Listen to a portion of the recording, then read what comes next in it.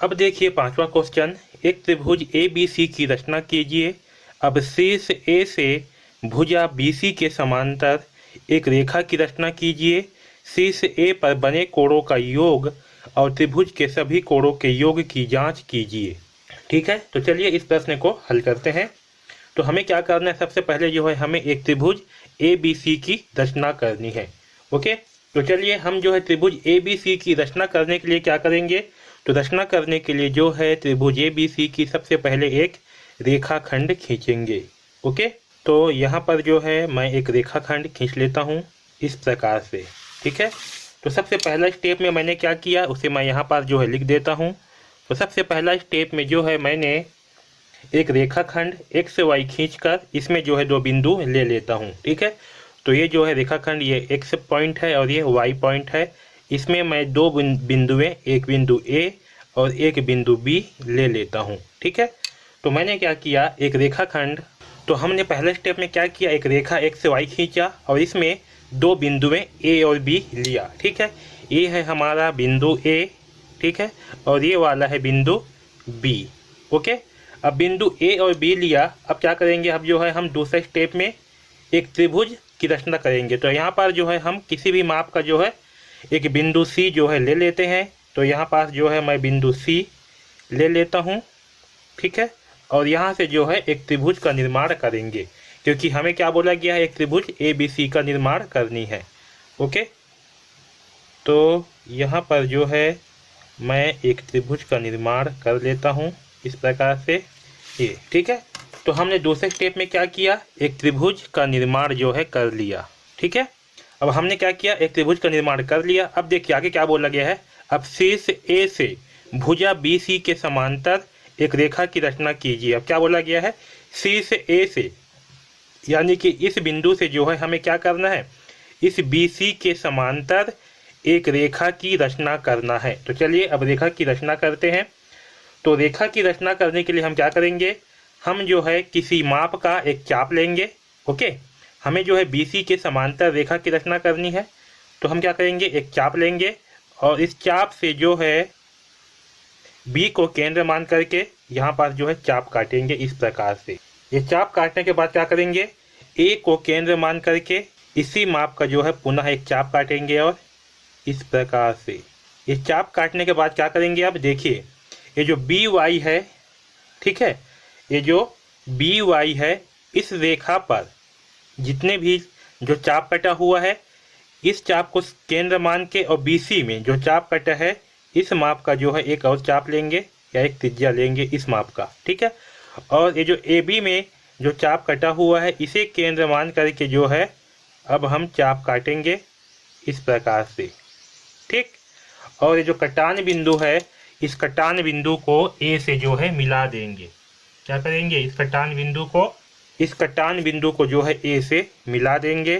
तो चलिए इसे मिला देते हैं A से, ये इस प्रकार से। ठीक है, तो अब जो है ये जो हमें C प्राप्त हुआ है, सॉरी ये D, इसको D नाम जो है दे देते हैं। तो ये जो AD होगा ये क्या होगा, इस BC के समांतर होगा।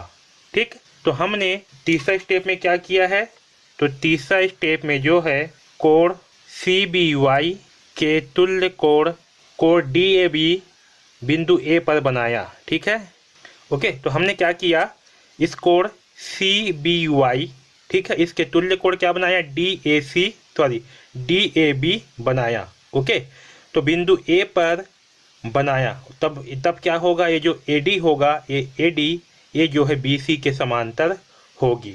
ओके, अब देखिए आगे क्या बोला गया है, हमने ये इतना रचना कर लिया। अब आगे बोला गया है शीर्ष A पर बने कोणों का योग और त्रिभुज के सभी कोणों के योग की जांच कीजिए। तो अब जो है हम शीर्ष A पर बने कोणों का योग जो है निकालते हैं। ओके, तो मैं इसे यहाँ नीचे में हल कर रहा हूँ। तो शीर्ष A पर बने कोणों का योग। ओके, तो देखिए यहाँ पर शीर्ष A में कौन कौन सा कोण बना है, तो एक कोण ये वाला कोण है, एक कोण ये वाला है और एक कोण ये वाला है। ठीक है, तो शीर्ष A पर जो है तीन कोण बने हैं। कौन कौन से कोण, तो पहला कोण है DAX कोण। ठीक है, DAX कोण।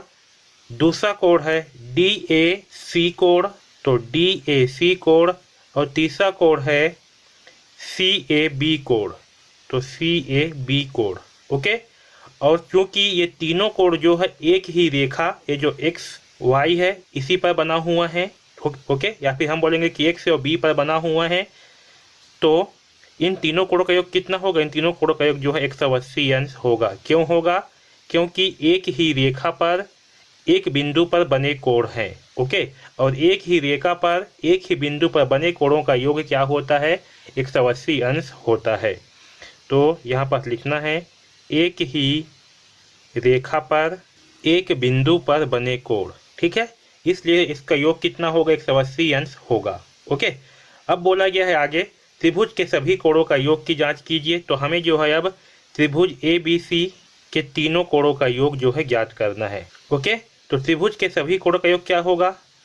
तो पहला कोण है CAB, तो कोण CAB प्लस कोण ABC, ठीक है, ABC प्लस BCA,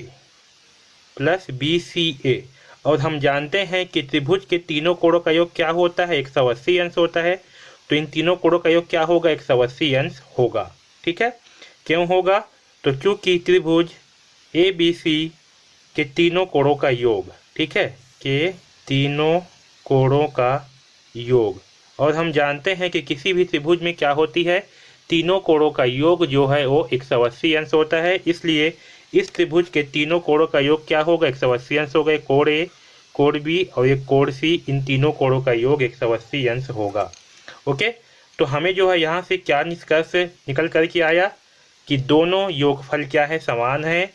ये जो शीर्ष A पर बने कोणों का योग और त्रिभुज ABC के सभी कोणों का योग क्या है? 180 अंश होगा। अतः दोनों योगफल क्या है? समान है, ठीक है, दोनों योगफल समान है, ठीक। तो इस प्रकार से जो है हम इस पांचवा प्रश्न को हल करेंगे। एक बार पुनः रिपीट करते हैं कि हमने क्या प्रोसेस किया है।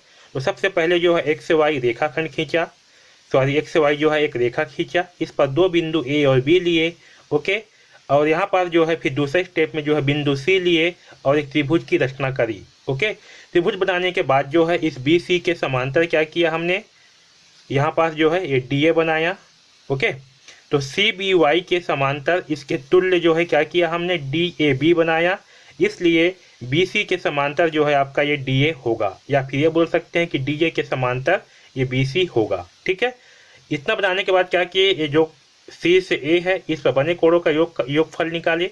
तो देखिए ये जो सी से ए है ये क्या है? रेखा एक्स वाई पर बना हुआ है, ओके, और किसी भी रेखा पर किसी बिंदु पर बने कोणों का योग क्या होती है? उसका मान जो है 180 अंश होती है। इसलिए इस बिंदु ए पर बने कोणों का योग भी कितना होगा? 180 अंश होगा, ठीक है। फिर हमने इस त्रिभुज पर बने कोणों का योगफल निकाला। तो किसी भी त्रिभुज पर बने कोणों का योगफल कितना होती है?